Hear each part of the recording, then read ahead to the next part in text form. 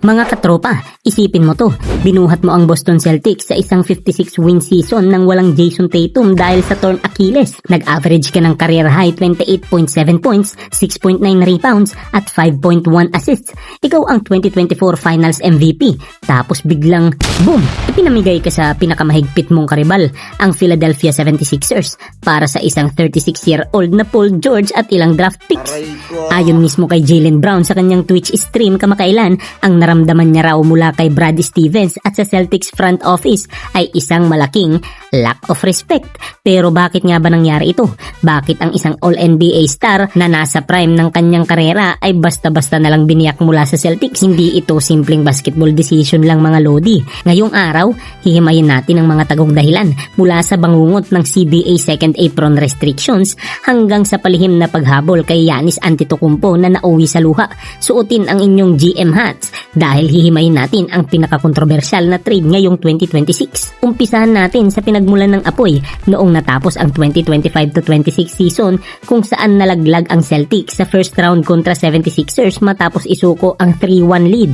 May binitawang salita si Jaylen Brown na ikinataas ng kilay ng marami. Sinabi niya na ito raw ang kanyang favorite season.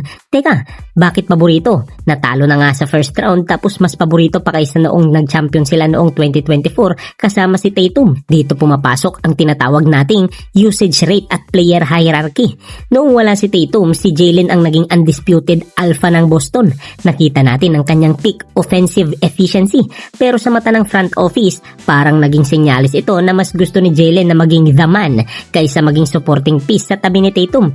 At huwag nating kalilimutan ang sinabi ni Jaylen, nobody has won more combined regular season and playoff games since I entered the league 10 years ago. May 523 wins si JB, mas marami pa kay Nikola Jokic. Ramdam niyang deserve niya ang corona, pero para kay Brad Stevens, ang ganitong mindset ay pwedeng magdulot ng lamat sa kultura kapag bumalik na si Tatum mula sa kanyang injury. Pero syempre, hindi lang naman puro drama ang NBA. Ito ay isang negosyo at ang pinakakontrabida sa kwentong ito, ang bagong collective bargaining agreement, partikular na ang mabagsik na second apron penalty. Hatiin natin ang numbers para mas madaling maunawaan.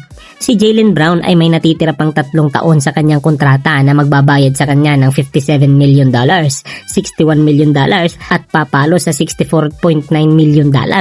Kung pinanatili ng Boston si Jaylen habang binibigyan din si Jason Tatum ng kanyang sariling supermax extension, ang Celtics ay tuluyan ng malulubog sa ibabaw ng second apron kapag lumampas ka doon.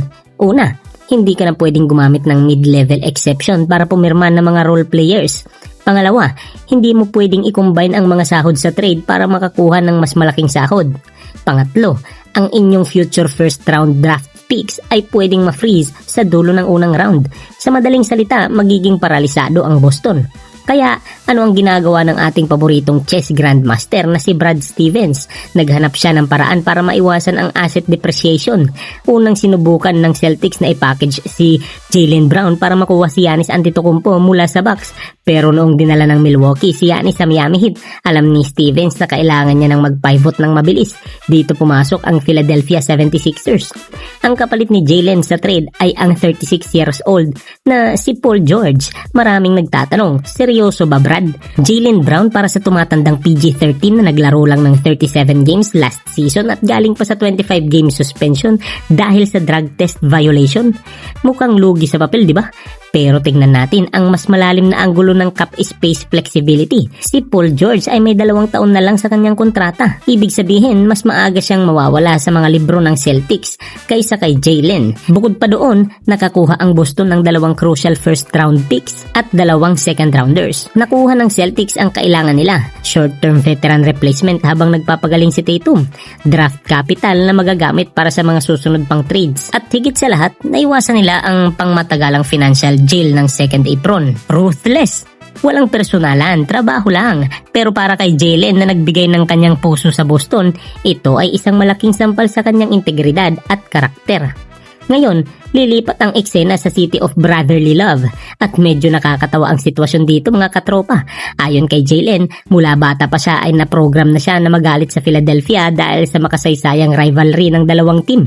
At sino ang makakalimot sa sinabi niya noong Mayo kung saan tinawag niyang flapper si Joel Embiid. Pero sabay bawi na ito ay one of the best bigs in basketball history. Sabi nga ni JB, kailangan niyang i-reverse engineer ang kanyang utak para matutunang mahalin ang Philly. Tumawag na nga siya agad kina Tyrese Maxey at sa rookie sensation na si VJ Edgecombe para mag-usap tungkol sa kanilang bagong kabanata. Isipin ninyo ang trio na ito kapag naging solido ang kanilang samahan. Isang galit at motivated na Jaylen Brown na gustong patunayan kay Brad Stevens na nagkamali ito. Ang lightning fast playmaker na si Tyrese Maxey at ang dominant force na si Joel Embiid. Kung mananatiling malusog si Embiid, ang Philadelphia ay may hawak na ngayong lehitimong kalibre ng kampyonato na pwedeng bumangga sa Celtics sa playoffs. Para sa akin, napatunayan muli ng Celtics front office na handa silang maging kontrabida basta para sa kanilang pangmatagalang tagumpay. Pero kay Jaylen Brown, may bit-bit siyang matinding restback na siguradong ipapakita niya sa bawat tapatan nila ng Boston sa susunod na season. Kayo mga Lods, sa tingin nyo ba ay tama lang ang ginawa ng Celtics na i-trade si Jaylen para iwasan ang luxury tax trap? O nagkamali sila sa pagtrato ng ganito sa kanilang finals MVP?